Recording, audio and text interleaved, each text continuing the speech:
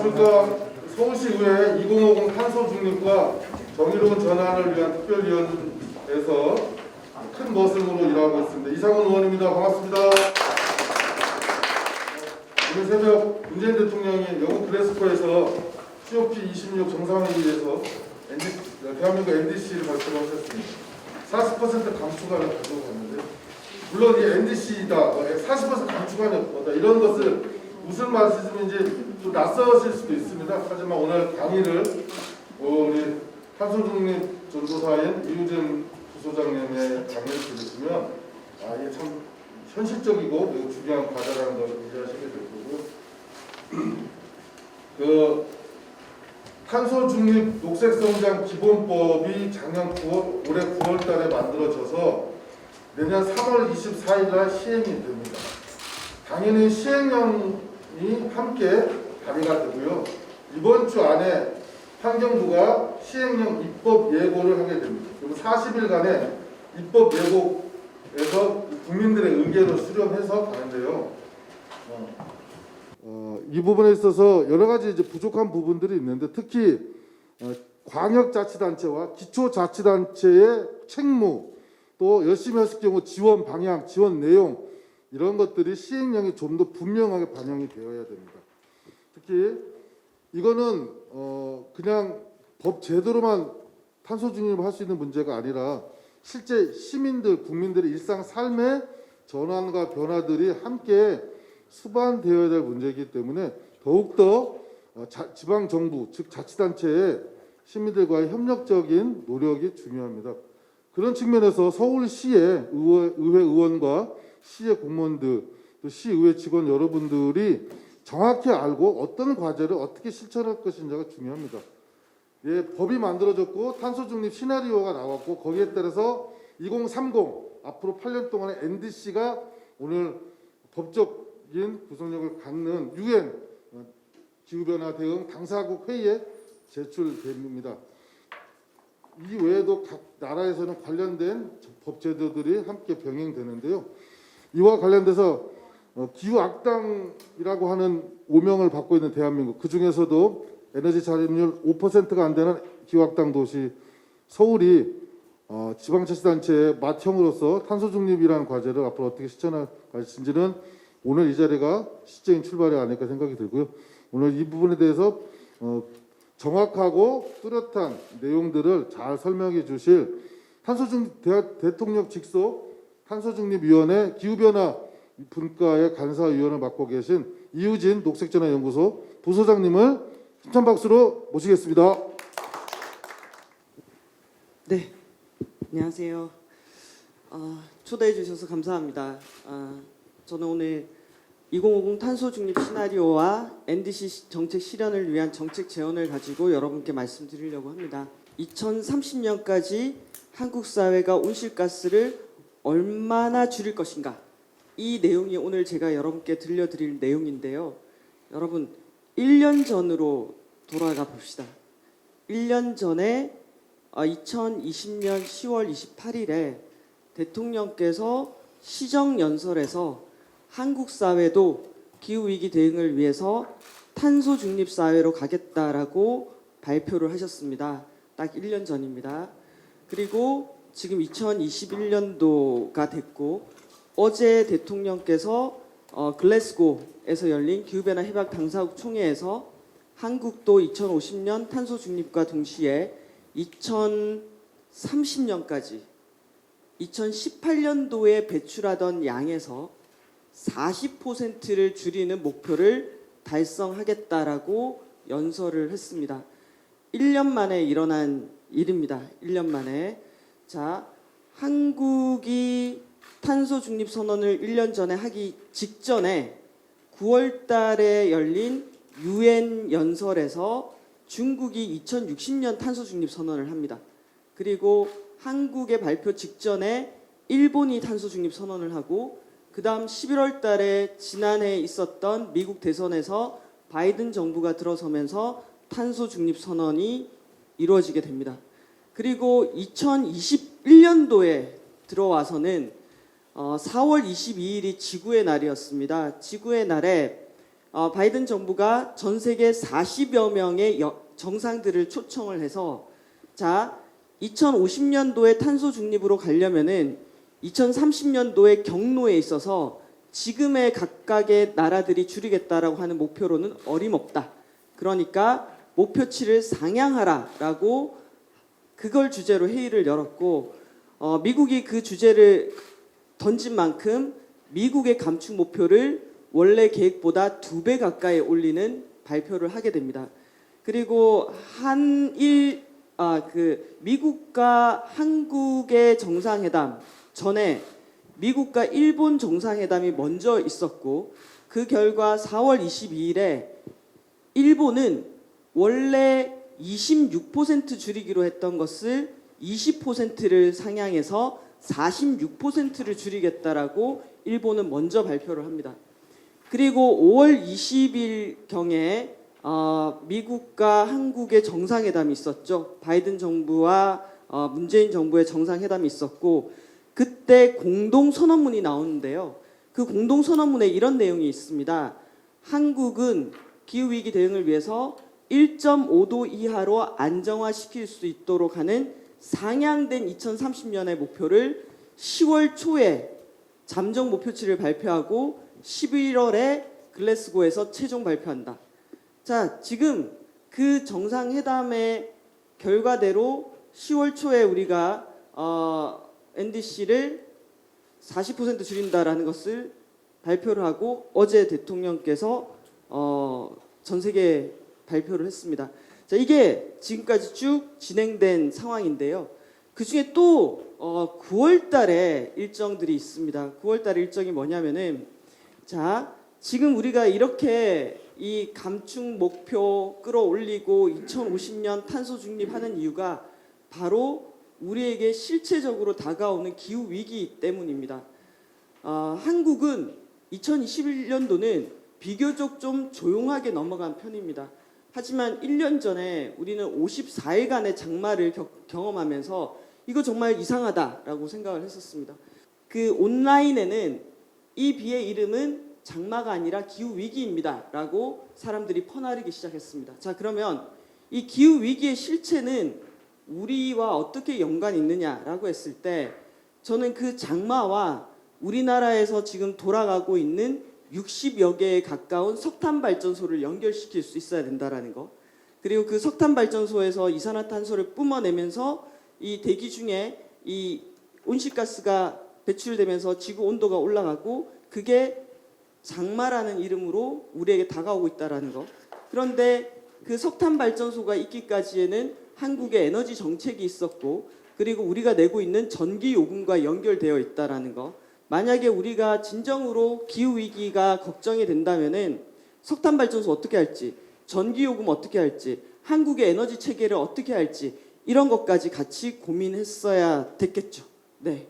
자, 오늘의 주제는 이런 겁니다.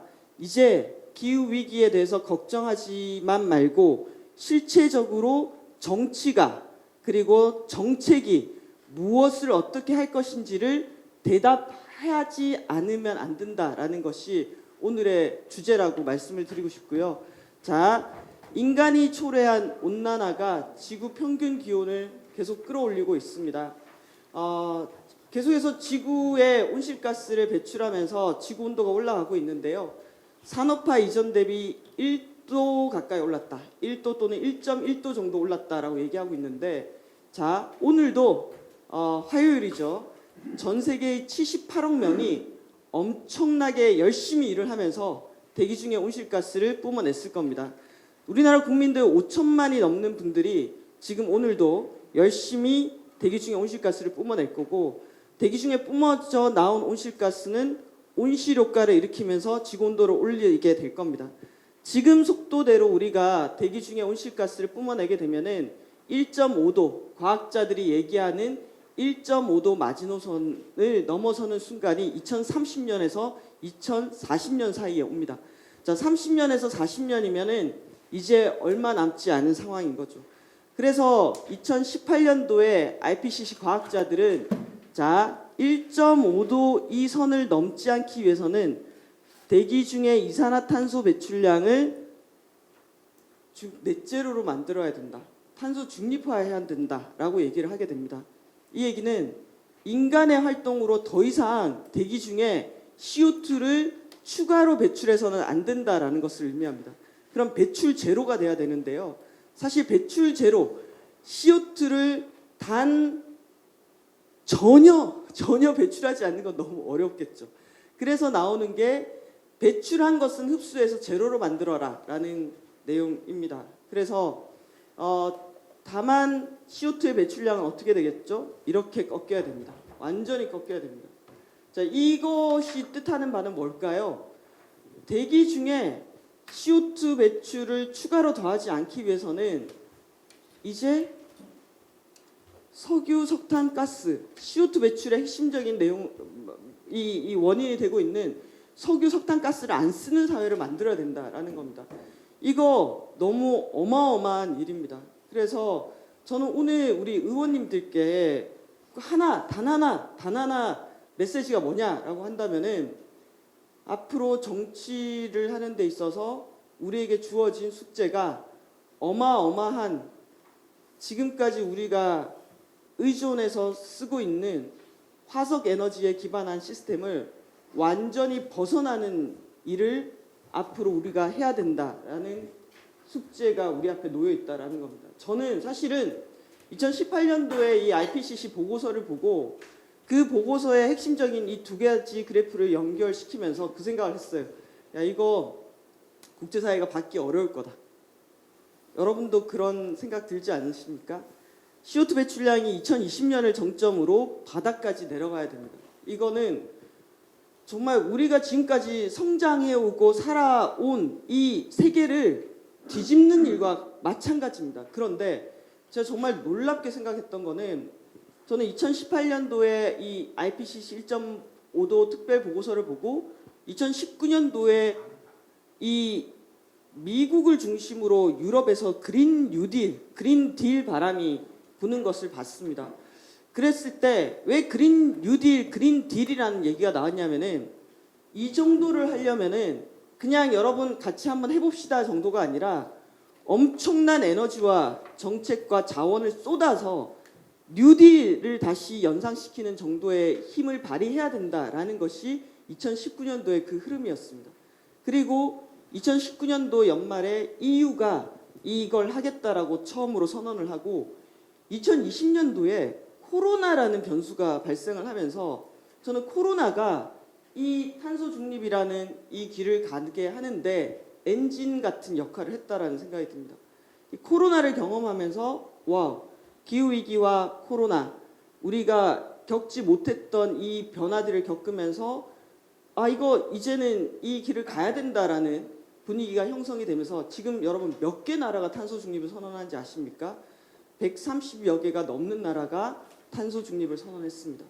그리고 이 그래프 바닥까지 내려가는 이 그래프가 미국 버전, 유럽 버전, 그리고 일본 버전, 한국 버전 이렇게 만들어지기 시작했고 오늘 제가 여러분께 말씀드리는 탄소 중립 시나리오도 자, 이 그래프를 한국 버전에 맞춰가지고 만들어 본 겁니다.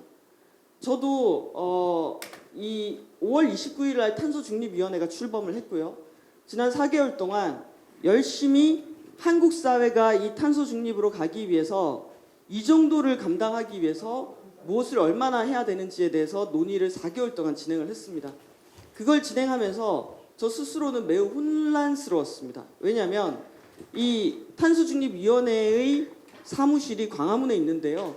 광화문에 있는 그 빌딩 속에서 정부 부처의 공무원들 그리고 단중의 위원들과 함께 자, 산업 부분 온실가스 어떻게 줄일 거냐고, 어떻게 탄소 중립으로 가는 과정에서 산업 부분 어떻게 역할을 할 거냐고, 전환 부분 얼마로 줄일지, 폐기물은 어떻게 할까요? 수송 부분 어떻게 할까요? 건물 부분 어떻게 할까요? 논쟁에 논쟁을 벌이면서 회의를 하고 그 빌딩을 딱 나옵니다. 그럼 빌딩을 딱 나오면은 제 눈앞에는 서울 시내의 일상이 펼쳐집니다. 그 수많은 빌딩들과 그 왕복 차선을 가득 채운 차들이 막 지나갑니다. 그러면 그 속에서 딱 서서 그 생각이 듭니다. 내가 오늘 무슨 회의를 하고 온 거지?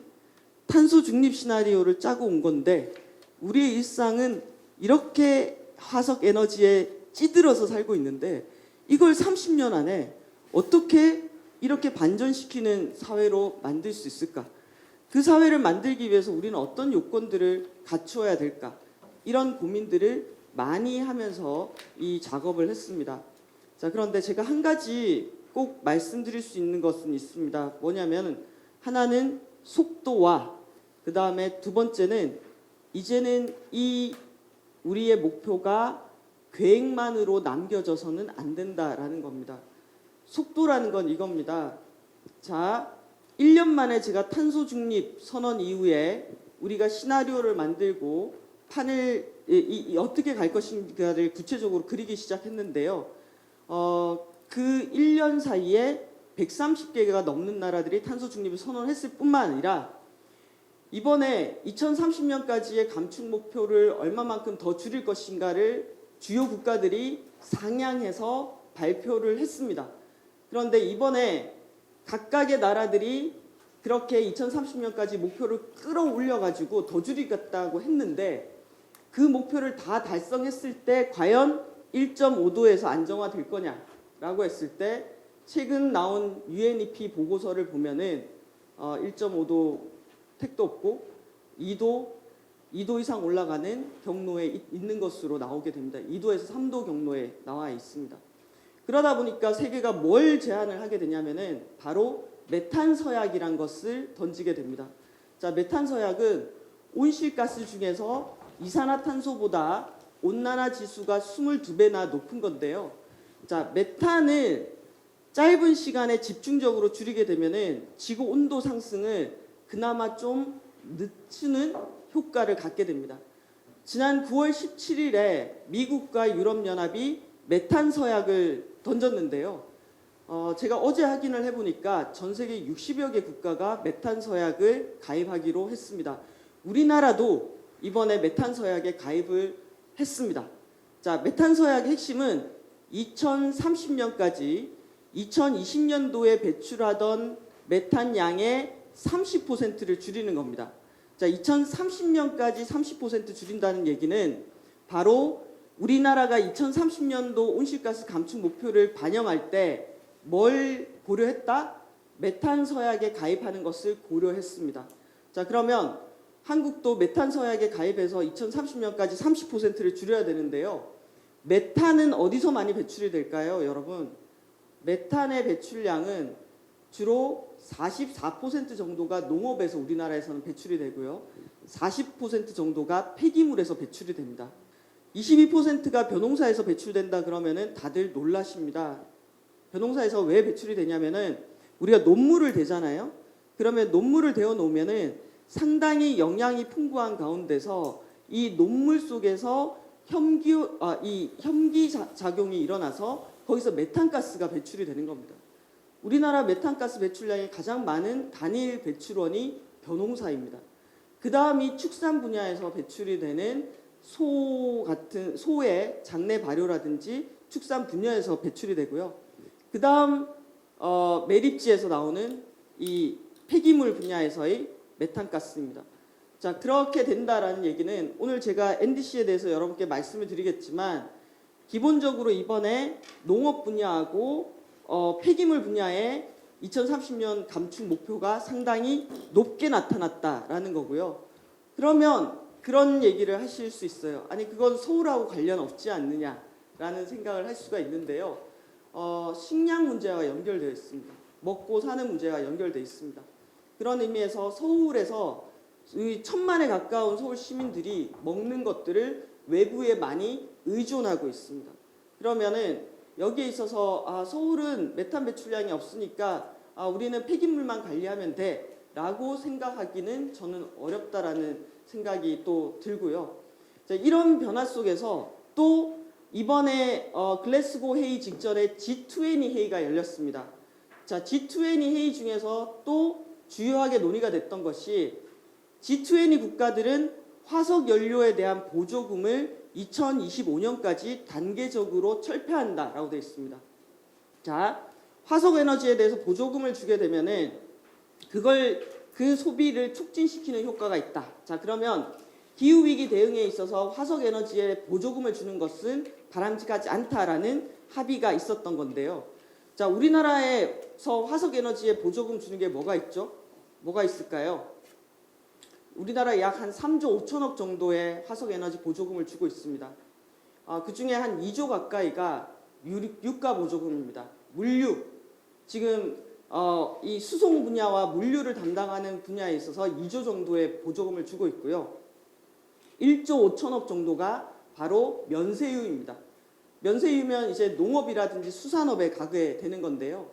자, 이제 매우 구체적으로 저걸 내리기 위해서 화석연료 보조금이라든지 메탄 서약이라든지 이런 것들이 차곡차곡 논의가 되고 있고, 이게 이렇게 간다는 거는 어떤 의미일까요? 화석 에너지에 기반한 산업이 후퇴될 수밖에 없다. 그리고 화석 에너지에 기반한 일자리를 잃게 될 수도 있다라는 의미를 얘기해주고 있습니다. 자, 우리 여러분 온실가스 줄이도록 실천해봐요 라는 거 정도로는 이 그래프가 만들어지지 않습니다. 자, 그러면 지금 당장 얘기가 나오는 게 석탄 발전소의 빠른 폐쇄입니다. 이번에 한국이 우리는 2050년도에 석탄 발전소 폐쇄하겠다라고 발표를 했는데요. 주요 선진국들은 2030년도에 석탄 발전소 완전 폐쇄 얘기가 나오고 있습니다. 2030년입니다, 여러분. 얼마 남았죠? 10년도 안 남았습니다. 이번에 유럽이 그린 딜을 표방하면서 지난 7월 달에 유럽 안에서는 2035년도부터 내연기관 차량 거의 생산 판매 금지에 준하는 결정을 내렸습니다. 2035년도입니다. 자, 그렇게 되면은 우리나라의 자동차 생산 기업들은 2035년 이 신호를 받았기 때문에 그때부터는 이 화석 에너지에 기반한 내연기관 차량 유럽에 못 판다는 얘기입니다. 그러면 우리나라의 완성차 업계가 유럽 시장이 2035년도에 문이 닫히게 된다라고 되면은 전기차로의 전환 속도가 빨라지겠죠. 전기차로의 전환 속도가 빨라지게 되면은 우리나라의 완성차를 생산하는 기업도 있지만 약 4천여 개 정도의 내연기관 부품 생산 업체들이 있습니다. 자, 그러면 그 업체들은 신호를 또 받게 됩니다. 자, 이렇게 내려가는 이 그래프 속에서 앞으로 어떤 일들이 순차적으로 또는 생각지도 못한 상황에서 갑자기 우리에게 다가올 것이냐. 그리고 이 그래프 속에서 그냥 온실가스 배출을 줄이는 정도가 아니라 산업 구조가 바뀌고 통상 질서가 바뀌고 그 속에서 사람들이 먹고 사는 문제와 일자리 문제가 완전히 바뀌는 상황들이 지금부터 본격적으로 전개된다라는 겁니다.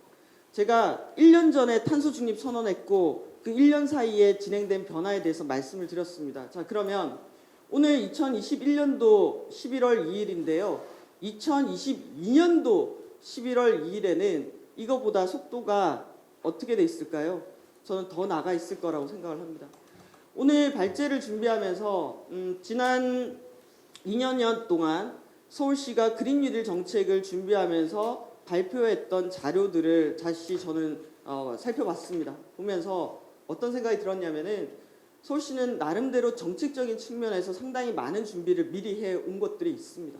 그런데 그 미리 해온 것들이 실현되지 않고 지금 계획상으로 남아있는 것들이 많습니다. 아까 제가 이번에 농업 부분에서 감축량을 많이 받았다라고 얘기한 것처럼 이 서울이라는 곳이 엄청나게 자원과 에너지를 소비하는 공간으로서 이제 그렇게 가면 안 된다라는 이런 목소리를 저는 점점 더 많이 듣게 될 거라고 생각합니다. 최근에 기후정의 운동이라든지 이 온실가스 배출에 대한 책임을 따지게 되는데요. 그랬을 때 서울의 에너지 어떡하지? 서울 사람들이 먹는 이 먹거리 어떡하지? 이런 질문들에 우리가 응답할 준비를 해야 되지 않을까라는 생각이 듭니다. 자, 그 얘기를 드렸다면은 이제 내용을 좀 보도록 하겠습니다. 자, 이게 제가 9월 17일 날 미국과 EU가 국제 메탄 서약을 촉구를 했고 저는 이런 경우는 처음 봅니다. 9월 달에 얘기를 했는데 국제사회가 한 달 만에 60개가 넘는 나라들이 가입을 하고 한국 정부도 한 달 만에 메탄 서약에 가입을 했습니다. 탄중이 회의를 하면서 제가 그런 얘기를 드렸습니다. 메탄 서약 가입에 대한 얘기가 나오길래 이렇게 질문을 했죠. 자, 이 메탄 서약에 가입하게 되면은 가장 직접적인 이해 당사자가 농어민들인데, 농어민들은 우리가 지금 메탄 서약을 가입하는지도 모른다. 그러면 적어도 한 번 정도는 알리거나 논의해야 되지 않겠냐라는 얘기를 했었는데요. 그때의 외교부 담당자, 정부 담당자의 답변은 이거였습니다. 지금 메탄 서약 가입에 대한 미국과 유럽의 압박이 정말 강하게 작동하고 있었다. 그리고 11월 달에 열리는 글래스고 회의에서 한국의 입장을 밝혀야 된다. 시간이 없다라는 겁니다. 저 이번에 탄중이 회의하면서 시간이 없다라는 얘기를 정말 매일매일 들었습니다. 이번에 열리는 캅 회의 전까지 한국이 반드시 제출을 해야 되기 때문에 시간이 쫓겨서 저희는 숙제를 벼락치듯이 했습니다. 벼락치듯이 하면서 와, 이걸 이렇게 해도 될 일인가 싶었는데요. 우리가 왜 벼락치기를 했냐면은 그동안 숙제를 안 했기 때문에 이번에 몰려서 한 거라고 저는 생각이 듭니다. 자, 그래서 이렇게 속도가 나고 있다라는 걸 말씀드리고, 앞으로 10년, 20년을 불리는 저는 세 개의 바퀴가 있다고 생각합니다. 하나는 기후 위기와 기상 재난의 심화입니다. 재난의 강도가 점점 더 강해지고 있습니다. 그리고 이번에 우리뿐만 아니라 세계가 2030년도에 더 줄이겠다고 얘기했습니다. 우리도 줄이겠다고 했지만 미국도 감축 목표를 2배 가까이 상향했습니다. 자기들이 주도해서 만든 판이니만큼 이제는 줄이는 양이 구체적으로 드러나야 되는데요. 2050년 탄소 중립은 한 30년 정도의 시간 텀을 갖고 있지만 2030년은 정말 금방입니다. 그렇죠? 그래서 이 목표를 어떻게 달성할 것인가가 숙제고요. 자, 제도화가 있습니다. 탄소 국경 조정, 탄소 발자국 표시제, 화석 연료 보조금 폐지, 석탄 발전소 폐쇄 공고. 이런 논의는 이전에도 있었습니다. 이전에도 있었는데 정치적 영향력이나 지지를 못 받았기 때문에 늘 회의석상에서만 논의가 되던 것들이 기후 위기가 심화되고 전 세계가 탄소 중립으로 이 엔진을 가동하기 시작하면서 이런 논의들이 구체적인 연도를 박아서 언제 어떻게 시행된다라는 이 제도화로 연결되고 있다라는 게 특징이고요. 또 한편으로는 국가 간의 변화도 있지만 기업들의 변화도 있습니다. 최근 논의가 많이 나오고 있는 ESG 이슈라든지, 그리고 아리백, 예를 들면은 이런 거죠. 우리나라의 라면 회사가 유럽에 진출하려고 봤더니 라면 만들 때 아리백을 해야 되는 거예요. 100% 재생 가능 에너지로 이 라면을 만들어야지 유럽 시장에 판매할 수 있겠다라는 이런 판단이 서는 거예요. 이 얘기는 기업들도 스스로 자기 물건을 만들 때 이 온실가스 배출량을 줄여야 되다 보니까 온실가스 배출을 줄이는 핵심적인 이 요인 중에 하나가 어떤 에너지를 쓰는가. 그렇기 때문에 아리백에 대한 요구들이 아주 강하게 늘어나고 있는 거고요. 이 라이프 사이클 CO2라는 것은 이제 어떤 물건을 만들 때 탄소 중립 사회에서는 이 물건을 만들 때 CO2가 얼마만큼 배출됐는지를 검증하고 측정해서 라벨링한 세계가 왔다라는 것을 말합니다. 그런데 이 물건 만들 때 탄소 100g 만들었습니다라고 100g 붙이는 게 중요한 게 아니라 그 배출량이 낮아야 된다라는 거죠. 그 얘기는 이제 기업들도 온실가스를 줄이는 경영과 노력을 해야 된다는 것을 의미하고, 제가 올해 초에 이제 기업 대상으로, 기업의 임원들 대상으로 기후위기 대응 교육을 하면서 마지막 질문이 그거였습니다. 아니, 지금 이 얘기를 들어보니까 그럼 기업들이 자기 비용과 노력을 들여가지고 온실가스 줄여야 된다는 것을 의미합니까? 라고 질문이 그렇게 오더라고요. 그래서 제가 네, 이제 기업의 비용과 노력을 통해서 기업의 활동에서 온실가스 줄여야 되는 걸 의미합니다. 라고 이렇게 답을 했는데요. 이제 그 상황으로 가고 있다라는 거고요. 자, 다음 10년이 너무나 중요한데요. 여러분, 2030년이 되면은 우리나라 인구의 절반이 50대 이상이 됩니다. 초고령화 사회가 되고요. 사실 오늘 제가 이렇게 탄소 중립과 기후 위기에 대해서 말씀을 드리지만 우리는 일자리, 지방 소멸, 부동산, 불평등, 수많은 우리가 풀어야 될 숙제들이 같이 있습니다. 그런데 이 수많은 우리가 풀어야 될 이 질문들과 이 탄소 중립, 기후 위기 대응 어떻게 연결해서 같이 풀어갈 것인가가 우리에게 주어진 저는 숙제라고 생각합니다. 탄소는 줄였는데 사회가 엉망진창이 되면 안 되잖아요. 기후 위기에 대응하면서도 어떻게 안전하고 살만한 세상으로 만들어갈 것인가가 여기 계신 우리 정치인들의 숙제가 아닌가라는 생각이 듭니다. 자, 이제 본격적인 내용으로 들어가겠습니다. 이게 우리나라의 배출량입니다, 여러분. 1990년도부터 시작해서 배출량이 지속적으로 증가했고 요때 꺾이는 게 보이시죠? 이게 IMF 때 꺾인 거라고 할 수가 있습니다. 자, 요 파란색 면적이 제일 많죠. 이게 뭐냐면은 바로 우리나라 온실가스 배출량의 86%가 에너지 분야에서 나옵니다. 에너지, 석유, 석탄, 가스와 같은 이런 에너지를 곳곳에서 사용하고 있겠죠. 지금 산업 현장에서도 석탄을 쓰기도 하고 또 열병합 발전소가 돌아가기도 하고 석탄 발전소가 돌아가기도 하고 지금 이 순간에도 우리는 대기 중에 이 온실가스를 배출하고 있습니다. 대응의 핵심은 에너지 문제를 푸는 겁니다. 자, 그리고 요 회색은 산업 공정에서 배출되는 불합가스율을 의미하고 요 분야가 농업 분야입니다. 그리고 요 빨간색이 폐기물이죠. 자, 여러분 요 초록색 보이십니까? 요 초록색이 바로 나무가 CO2를 흡수하는 겁니다. 그래서 우리가 탄소 중립이라고 얘기했을 때 순 배출량을 제로로 만든다라는 거는 최대한 배출을 줄인 상태에서 요만큼이라도 배출하면은 그것을 흡수해서 플러스 마이너스 제로로 만들어야 됩니다. 자, 그러면 우리나라의 산림 흡수율이 이만큼이다. 그러면 2050년도에 어떻게 돼야 되냐? 자, 이만큼 흡수할 수 있잖아요. 그럼 우리의 배출량도 요만큼이 돼야 됩니다. 2050년까지 우리가 얼마만큼 노력해야 되는지 감이 오시죠? 자, 그래서 이렇게 표시를 합니다. 2050년도에는 요만큼 흡수하면은 이만큼 배출해야 됩니다. 이게 앞으로의 30년의 경로입니다. 그런데 이 경로를 여러분 세계가 다 같이 이런 그림을 막 그리고 있습니다. 이렇게 내려 꽂는 그림을 그리고 있습니다. 독일 같은 경우에는 2050년이 아니라 2045년도에 저걸 가겠다라고 얘기를 했고요. 심지어 흡수하는 양이 배출하는 양보다 더 많은 것을 의미합니다. 독일은 2050년도에 네거티브, 2045년도에 탄소 중립을 이야기하고 있습니다. 그런데 보니까 이 초록색도 변동이 있지 않습니까, 여러분? 자, 여기서부터는 쭉 늘어나다가 2008년도부터는 줄기 시작했어요. 자, 이게 우리나라의 숲이 이제 이게 노령화라고 얘기하나요? 그렇게 되면서 이 부피 팽창률이 줄어들기 시작하고 흡수량이 떨어집니다. 그래서 현재 우리나라의 숲의 산림의 흡수량은 연간 4천만 톤인데요. 지금 이대로 두게 되면은 숲의 흡수량이 2050년도에는 1390만 톤 수준으로 떨어집니다.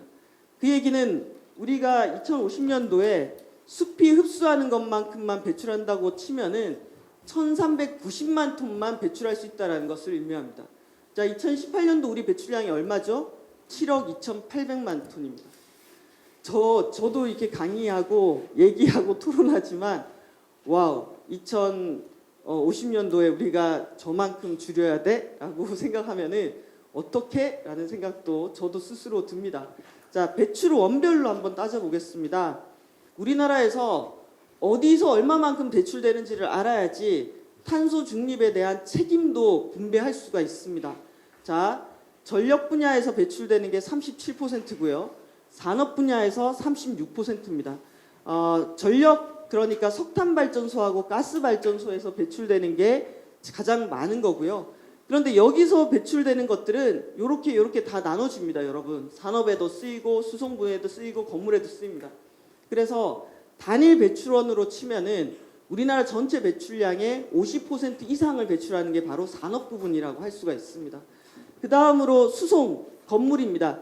자, 수송하고 건물은 어디서 유심히 봐야 되죠? 서울과 같은 도시가 유심히 봐야 되는 겁니다. 그래서 이번에 강의를 짤 때도 제가 총론을 강의를 하면 그 다음이 우리나라 온실가스 배출량의 86%를 차지하는 에너지 분야에 대해서 해법을 들으실 거고요. 그 다음 서울의 배출량의 거의 70%가 건물입니다. 건물을 볼 거고 그 다음 많은 수송 분야를 볼 겁니다. 이번에 저 다음으로 오시는 분들이 탄소 중립 논의 과정에서 아주 핵심적으로 열심히 하셨던 분들입니다.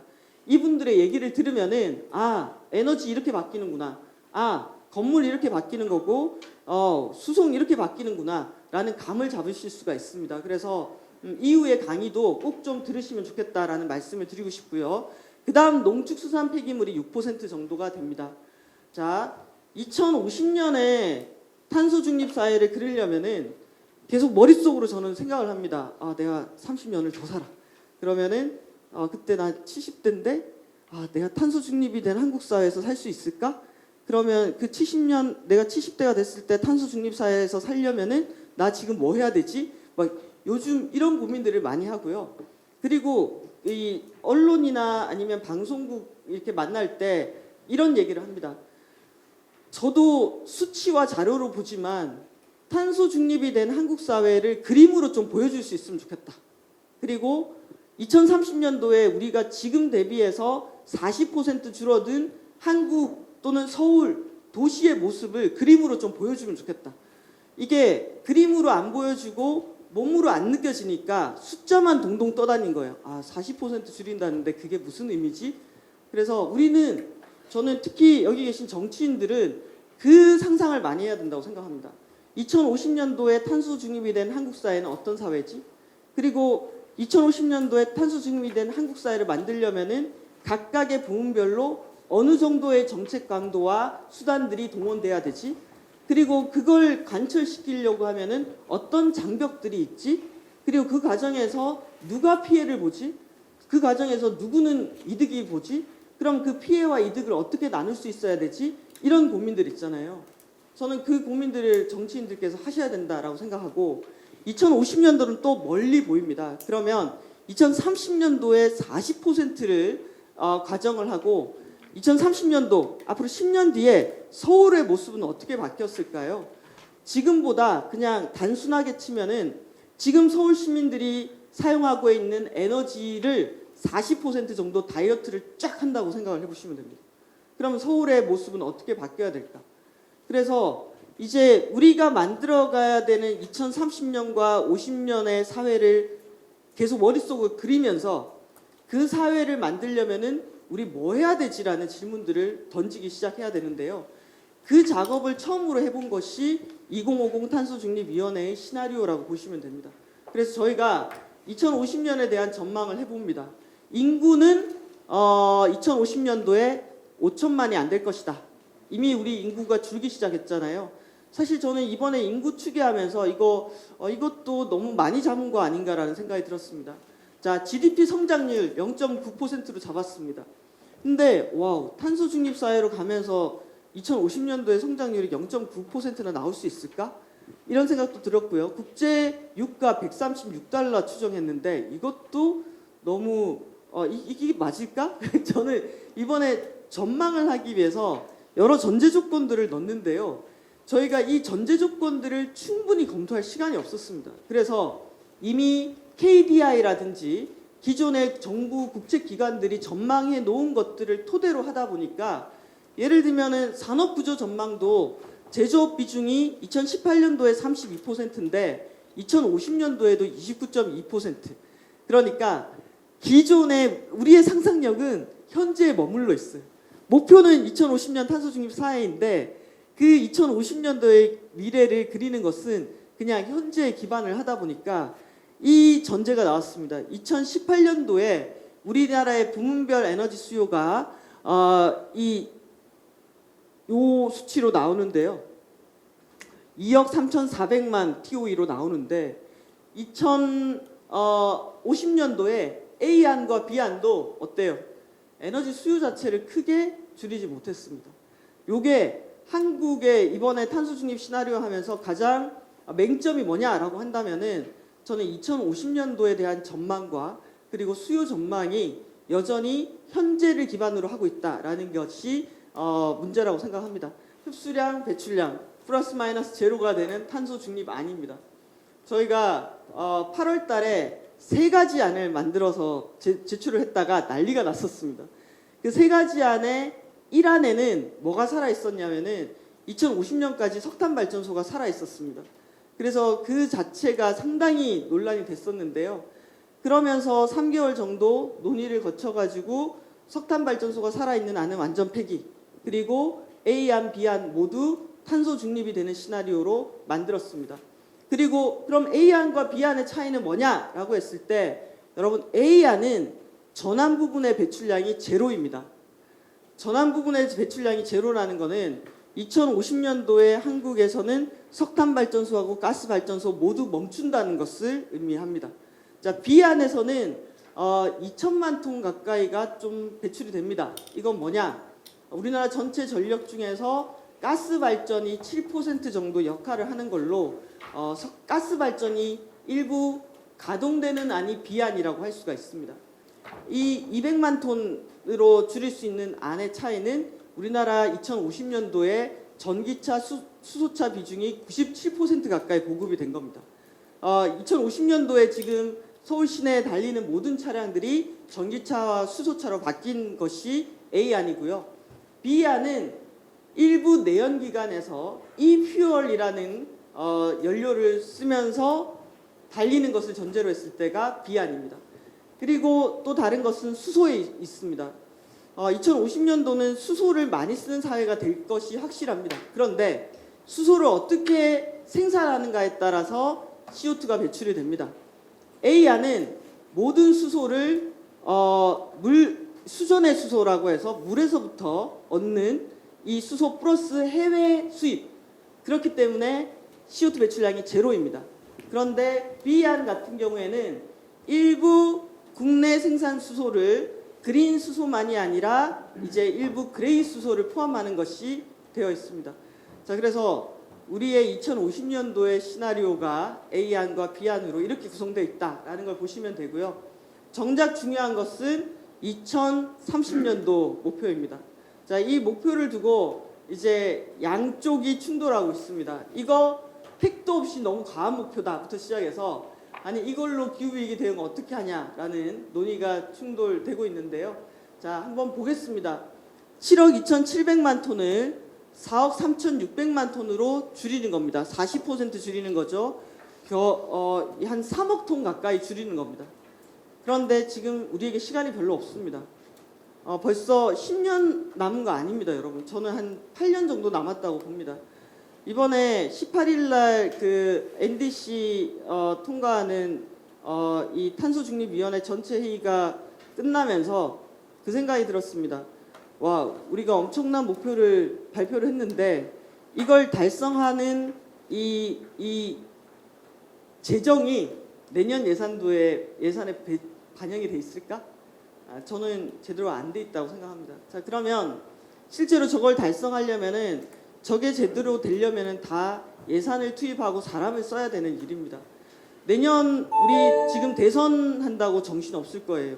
그러면 내년 상반기에 그 대선 국면에 공무원들이 열심히 저기에다가 예산을 배정을 해주면 이제 실질적으로 그 예산에 따라서 집행되는 것은 바로 다음 연도입니다. 2023년도부터 우리가 본격화되지 않을까? 그럼 이제 시간은 점점 더 없게 되지 않을까라는 생각이 드는데요. 자, 요게 이제 우리가 가려고 하는 목표고요. 요게 여기 여러분께서 좀 자세히 보셔야 되는 부분별 목표입니다. 이제 우리가 40이라는 전체 숫자만이 중요한 게 아니라 부문별 목표를 봐야 되는데요. 제가 요 그림을 크게 확대를 해가지고 한번 보여드리겠습니다. 보시면은 자, 전환 분야입니다. 전환이 발전 부분이죠. 44.4% 줄입니다, 여러분. 자, 전환 분야에서 2018년도 매출량에서 44.4%를 줄이려면은 우리나라 전력 믹스에서 어떤 변화가 발생하느냐? 현재 가동 중인 석탄 발전은 절반으로 줄어야 됩니다.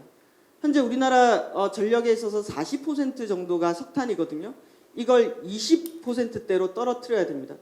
이걸 20%대로 떨어뜨린다는 거는 석탄 발전소 문 닫는 발전소의 숫자가 앞으로 10년 안에 한 20여 기 정도가 돼야 된다라는 것을 의미합니다. 그리고 그런 문 닫는 석탄 발전소가 몰려 있는 것이 충남하고 경남 지역입니다. 그러면 만약에 충남 의회에서 이 강의를 한다 그러면은 이 전환 분야를 엄청나게 다루게 될 겁니다. 경남도 의회 같은 경우에도 이번 NDC 나온 걸 보고 경남에 있는 하동 발전소부터 시작해서 차례차례 어디가 언제 문 닫는지를 10년 안에 그 리스트를 보면서 그 충격에 대한 대비를 해야 될 겁니다. 서울은 그렇게 하지 않아도 되죠. 서울은 발전소가 없으니까요. 그런데 국가 전체가 이렇게 가는 거에 대해서 서울이 무엇을 해야 될 것인가에 대해서 고민을 할 수밖에 없고 그 강의를 내일 여러분께서 김승환 교수한테 듣게 되는 거다라고 보시면 됩니다. 자, 그다음 산업 분야입니다. 저는 산업 분야는 신호를 이번에 많이 덜 받았다고 봅니다. 전반적으로 40인데 어떻게 보면 14.5% 줄이도록 되어 있고요. 이제 내일부터 여러분께서 집중해서 봐야 될 게 건물하고 수송입니다. 근데 저는 건물하고 수송도 만만치 않다고 생각합니다. 건물 분야에서 32% 줄이려면은 서울 전체에 있는 새로 짓는 건물에 대해서는 뭐 제로 에너지 건축물이라든지 이런 것들을 주겠지만 기존에 있는 이 건물들을 그린 리모델링을 해야 되는데 그린 리모델링을 한다라고 했을 때 건물주들에게 강제적으로 그걸 할 수 있느냐, 그리고 그 리모델링을 하는 데들은 비용은 어떻게 부담을 하느냐, 당연히 건물주가 부담을 해야 될 텐데 그걸 그렇게 부담을 할 거냐, 이런 문제들.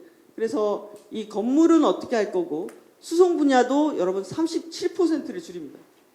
37% 줄이면은 제가 거칠게 얘기하면은 지금까지 우리가 전기차 수소차 보급해온 게 서울시 보조금 주고 국가 보조금 주고 해가지고 보급한 게 17만 대입니다. 그런데 2030년도에 이 우리나라 전체의 전기차 수소차 보급 대수가 450만 대가 돼야 됩니다. 그래야지 적어도 이 목표치를 달성할 수 있는 상황이라고 할 수가 있습니다. 자, 아까 제가 메탄 서약 말씀드렸잖아요. 메탄 서약에서 농축수산 분야에서 지금 줄여야 되는 게 27.1%입니다. 그러면 여러분 그 생각하실 거예요. 메탄 서약 가입했는데 농업 분야 27%면은 이거 많이 받은 거 아니네? 이런 생각 하실 텐데요. 이게 분야별 특성에 기인한 겁니다. 예를 들면 이런 겁니다. 2050 시나리오에서 전환 분야는 2050년도에 A 시나리오는 0입니다. 석탄 발전소, 가스 발전소 다 없애는 거죠. 그런데 농축수산 분야는 0으로 만들 수가 없습니다, 여러분. 2050년도에도 우리 식량은 먹고 살아야 되잖아요. 그래서 2050년도에 농축수산 분야의 배출량은 1,540만 톤입니다. 2050년도의 목표가 1,540만 톤인데 2030년까지 1,800만 톤으로 줄이는 거는 2050년 목표치 대비 70%를 앞으로 10년 안에 하는 걸 의미합니다. 그래서 수치로는 27로 보이지만 2050년 목표치 대비 70%입니다. 그래서 이번에 각 분야별로 제일 많이 감축량을 받은 곳이 바로 농축수산 분야입니다. 그리고 이제 서울하고 연관되는 분야이기도 한데요. 폐기물. 이번에 폐기물도 세게 받았잖아요. 46% 받았습니다, 여러분. 이 얘기는 폐기물 분야에서 배출되는 온실가스를 10년 안에 절반으로 만들어야 됩니다. 그리고 우리 서울 같은 경우에는 이제 수도권 매립지 폐쇄 이런 논의 2025년 이 숙제를 받은 상황입니다. 그래서 어떻게 보면은 서울에 있어서는 이제 전환 분야는 도의적인 책임이 있습니다. 에너지 어떻게 할 거냐. 그 다음에 건물, 수송 분야하고 폐기물, 요거는 우리의 직접적인 이슈입니다. 그리고 먹거리 분야는 대한민국 전체가 지금 농업 분야의 감축량을 받은 것을 우리도 먹지 않습니까? 그리고 서울 같은 경우에는 외부에서 다 가지고 와서 먹는 거니까 이거 어떻게 할 건가에 대한 숙제가 있습니다. 자, 각각의 분야별을 빠르게 보겠습니다. 왜냐하면 이제 내일 전환 분야 볼 거기 때문에. 자, 신재생 에너지 2030년에 30.2%가 되고 석탄이 21%가 됩니다. 저희 에너지 분야의 변화가 크게 올 겁니다. 그리고 이번에 제가 이 작업을 하면서 느낀 게 뭐냐면요. 이제 모든 정부 부처의 정책을 이 NDC 온실가스 감축이 제어하게 되는 겁니다. 자, 우리나라의 에너지 정책 하면은 산업부잖아요. 산업부 고유의 에너지 기본계획이란 전력수급 기본계획이 있었습니다. 그러면 그들이 만들어냈던 믹스가 있었어요. 그런데 그 산업부가 만든 이제 에너지 정책보다 더 상위 단위에서 야, 믹스 이렇게 바꿀 거야 라고 조정하는 게 바로 뭐다? NDC가 된 거예요. 이제 이 온실가스 감축이 정부 각각의 부처들의 정책에 개입하고 영향을 주는 방식으로 가고 있다라는 겁니다. 그게 이번의 목표의 상당히 큰 부분이라고 할 수가 있고요. 산업 부분도 이슈가 상당히 많습니다. 배출권 거래제 어떻게 할 거냐.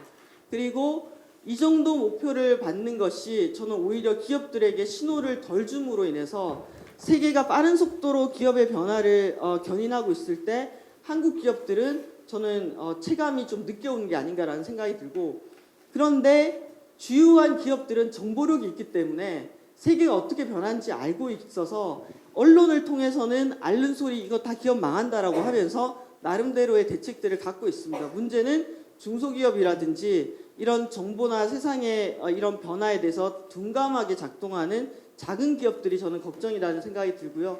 건물하고 수송 분야는 여러분께서 강의를 들으실 겁니다. 농축수산 분야 제가 말씀드렸고요. 자, 이게 농축수산 분야에 저탄소 농업이 있습니다. 아까 제가 우리나라 메탄 배출량의 상당 부분이 벼농사에서 나온다라고 말씀드렸는데요. 여기 보면은 그러면 벼농사에서 어떻게 줄이냐라고 했을 때 간단 관계가 있습니다. 이게 뭐냐? 벼농사하고 난 다음에 논물을 얕게 되거나 논물을 빼는 겁니다.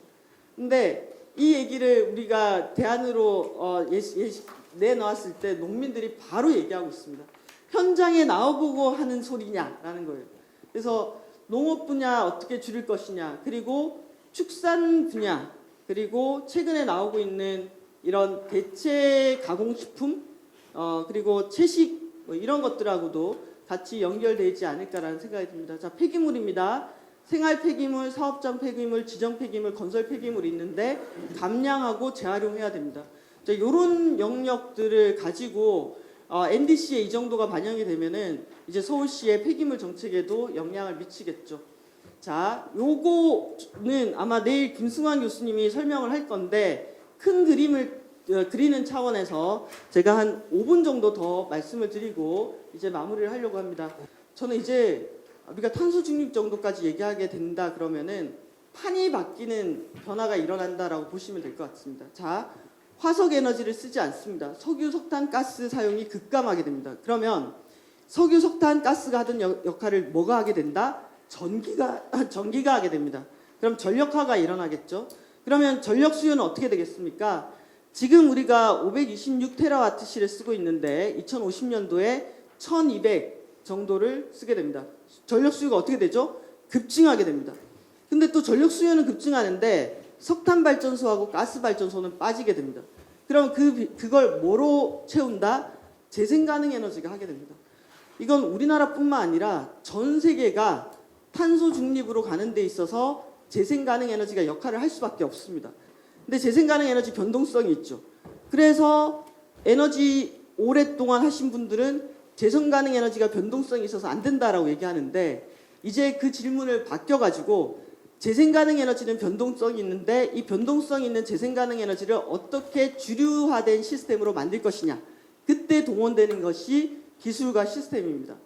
그래서 이런 스마트 전력망이라든지 분산 에너지라든지 에너지 분권 같은 것들이 중요하게 될 거고, 지금까지 왼쪽 시스템이었다면은 이거는 그냥 태양광 풍력 늘리는 정도가 아니라 우리를 둘러싼 에너지 시스템 자체가 이렇게 바뀌게 된다라는 것을 의미하고요.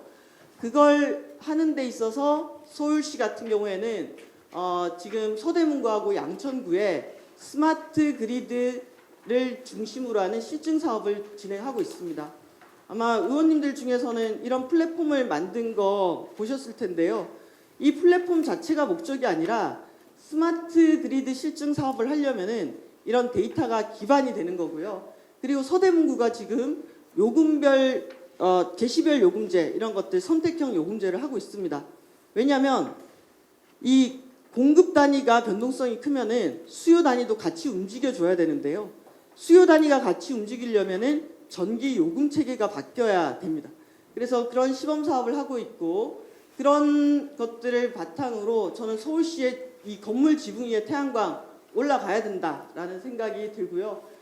그런 의미에서 이제 서울시의 탄소 중립은 건물과 수송 분야로 되어 있고 이게 서울이 그린 탄소 중립 시나리오입니다. 근데 제가 해외 도시들의 탄소 중립 시나리오를 보다 보니까요. 파리의 이 그래프하고 서울의 그래프가 거의 똑같이 되어 있습니다. 그리고 그 과정 속에서 이제 서울판 그린뉴딜의 이 책자가 나와 있는데요. 우리 의원님들께서도 이 C4T에 보고한 2050 기후행동 서울시 보고서를 꼭 한번 보시면 좋겠습니다. 나름대로 많은 내용들이 좀 들어가 있고요. 이게 이제 탄소 중립이 된 파리에 대한 초상화를 그린 겁니다. 아까 제가 말씀드린 것처럼 2030년도의 서울의 모습, 2050년도의 서울의 모습 이런 것들을 시각적으로 그려서 저는 보여줄 필요가 있겠다라는 생각이 들고요. 다만 파리시 같은 경우에는 서울과 파리시의 탄소 중립 계획을 비교를 해봤을 때 저는 서울에서는 먹거리에 대한 대책, 파리 같은 경우에는 먹거리에 대한 대책이라든지 이 정보 이런 것들이 좀 더 풍부하게 들어가 있다라는 것들을 봤습니다. 자, 이제 시나리오에 따라서 여러분께서 각각의 상임위가 있으실 텐데요. 요 왼쪽에 있는 게 뭐냐면은 우리나라 정부 부처들이 올해 말까지 약 30개의 각 부처별 탄소 중립 로드맵을 만들게 됩니다. 예를 들면 지금 국토부가 만들고 있는 2050 건물 분야의 탄소 중립 로드맵이 나오게 될 텐데 그게 서울시의 탄소 중립 로드맵과 연결되게 될 겁니다. 그리고 2022년부터 2023년까지 이번에 상향된 NDC가 아까 말씀드렸던 산업통상자원부의 에너지 계획이라든지 전력 계획에 반영이 되면서 이제 실행 체계를 갖추게 될 겁니다. 자, 그리고 지금 탄소 중립 기본법이 마련되고 있고 시행령이 여러분 이번 주에 나옵니다. 그래서 그 시행령을 보게 되면은 그 시행령을 토대로 우리 지방정부에서 해야 되는 역할들이 구체적으로 나오게 되는데요. 이번에 탄소중립 기본법에 저는 두 가지가 좀 중요하다고 보는데요. 여기 보시면 이행체계가 있습니다. 이행체계에 보면은 국가, 시도, 시군구로 되어 있습니다. 그래서 국가 차원의 40% 감축 목표 달성을 위해서 시도가 무엇을 할 것인지 시군구가 무엇을 할 것인지에 대한 내용이 구체적으로 되어 있고요. 특히 이번에 시행령이 나오는 거의 핵심적인 내용은 뭐냐면은 이행점검 체계에 있습니다. 이행점검 체계는 우리나라가 2030년까지 온실가스 줄이는 목표를 달성하는 데 있어서 부문별, 연도별 목표를 설정하도록 되어 있습니다. 자, 부문별로는 나왔는데 연도별로 목표를 설정한다라는 것들이 상당히 의미가 있고요. 자, 이 법의 통과됨에 따라서 국가의 로드맵이 나오고 국가 로드맵이 만들어지면은 6개월 이내에 시군구의 시도 그러니까 지방자치단체도 로드맵을 만들도록 되어 있습니다. 근데 그 로드맵을 만들 때 이번에 반드시 들어가야 될 게 연도별 감축 목표라는 겁니다. 자, 연도별 감축 목표가 들어가게 되면은 그걸 어떻게 하냐면은 매년 1년 단위로 이행 점검 평가하는 체계를 갖추게 됩니다. 특히 시도 같은 경우에도 온실가스를 집중적으로 관리하도록 하게 되어 있습니다. 그래서 시도가 온실가스 배출량을 관리를 하면서 매년 앞 단위 그러니까 약 한 상반기 중까지 시도의 지난 1년간의 온실가스 감축 목표 내용을 환경부에 보고를 하고 그럼 환경부가 그 내용을 취합해서 탄중위에 보고를 하고 탄중위가 그 내용을 받아가지고 시군구로 다시 의견을 내리면은 그 의견을 받아가지고 시군구가 어떻게 보완하겠다라는 내용을 다시 보고를 올리고 그 결과를 최종 수합해가지고 12월 31일에 홈페이지나 이런 것들을 통해서 공개하도록 되어 있습니다. 그래서 이번 탄소중립 기본법의 핵심적인 내용은 매년 지역별로도 온실가스를 얼마만큼 어떻게 줄이고 이행체계를 갖추고 있다라는 것들을 보고하고 검증하고 그에 따라서 국민들 앞에 공개하는 절차를 부문별로도 하게 되고 지역별로도 하게 된다. 이 두 가지가 이 법에 상당히 중요하게 들어가 있는 내용이라고 할 수가 있습니다. 자, 그리고 지자체가 이걸 하기 위해서는 기후변화 영향평가라든지 우리 서울시는 이미 좀 작업을 해놓은 탄소 인지 예산 제도 같은 것들을 하도록 되어 있고요. 탄소 중립 도시를 지정하도록도 되어 있습니다. 그리고 정의로운 전환 같은 경우에는 아까 제가 우리나라 이 석탄 발전소가 빠지게 되면은 충남이라든지 경남 같은 경우에는 충격이 크기 때문에 그에 따라서 특별 지구를 지정할 수 있고 사업 전환을 지원할 수 있고 여기 자산 손실 최소화 이런 것들이 들어가 있고 여기에 협동조합 활성화가 들어가 있습니다. 이런 것들이 구체적으로 시행령에도 반영이 된다라는 거고요.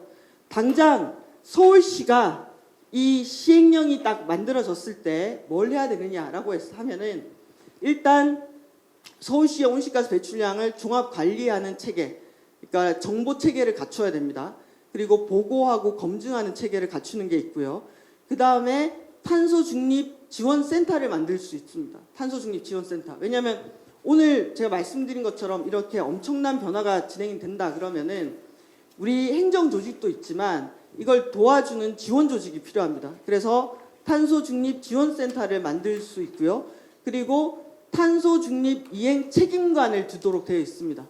그러면 우리 자치구에도 탄소 중립 이행 책임관을 둘 수 있고 서울시에도 탄소 중립 이행 책임관을 둘 수 있습니다. 물론 그 탄소 중립 이행 책임관을 누구를 어떻게 지정할 것인가라는 것들도 지자체마다 누구 지정하지? 어떤 사람 지정하지? 어떤 권한을 주지? 이런 것들은 구체적으로 좀 더 논의가 필요하겠습니다만은 이제 이 정부의 계획이 나오면은 우리 이미 서울시는 만들었지만 탄소 중립 계획을 수립하고 그것을 심의 의결할 수 있는 지방 탄소 중립 위원회가 만들어지고 탄소 중립 이행 책임관 제도가 신설이 되면서 탄소 중립 지원센터가 만들어지고 기후 대응 기금이 정부 차원에서도 만들어지고 지자체 차원에서도 만들어집니다. 서울 같은 경우에는 오래전부터 기금은 마련해서 좀 운영하고 있는 체계가 있고요.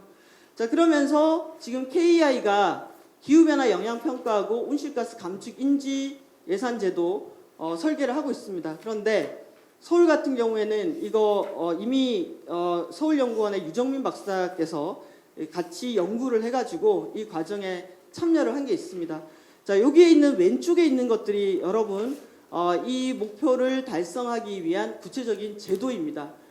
보면은 탄소 중립 도시라든지 지역 에너지 전환 지원이라든지 녹색 건축물, 녹색 교통 이런 것들이 서울에서 취할 수 있는 정책들이라고 할 수가 있습니다.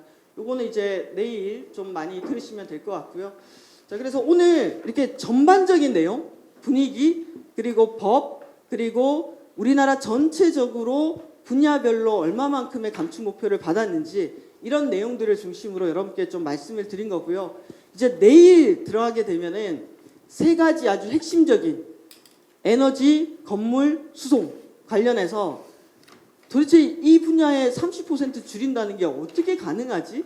어떤 수단들로 되어 있지? 라는 내용들을 여러분께서 좀 더 자세히 들으실 수 있습니다.